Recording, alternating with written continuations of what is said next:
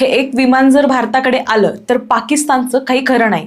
तर सोशल मीडियावर सध्या अमेरिकेच्या जेट-B-2 स्पिरिट या विमानाची खूप चर्चा होतीये।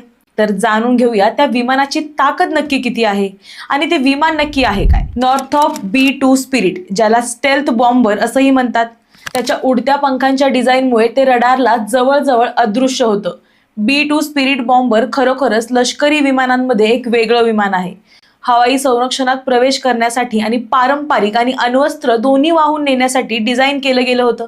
म्हणजेच काय तर शीतयुद्धाच्या काळात हे सरळ सरळ अणुबॉम्ब टाकण्यासाठी तयार केलं गेलं होतं।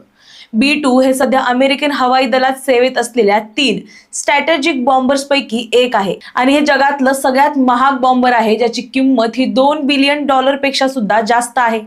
त्यामुळे त्याची संख्या फक्त 21 आहे आणि हे फक्त अमेरिकेकडेच आहे। म्हणूनच याला एंजल ऑफ डेथ सुद्धा म्हणतात, कारण याच्यामध्ये अशी एक टेक्नॉलॉजी आहे ज्यामुळे रडारवर कोणीच याला डिटेक्ट करू शकत नाही।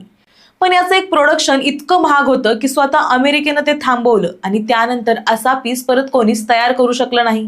आणि जसं मी मगाशी म्हटले तसंच अमेरिकेच्या 3 स्ट्रॅटेजिक बॉम्बर पैकी एक आहे।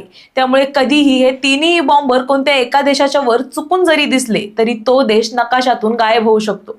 आणि त्यामुळेच हे एक बॉम्बर भारताकडे आलं तर काय होईल हे आम्हाला कमेंटमध्ये नक्की सांगा। धन्यवाद।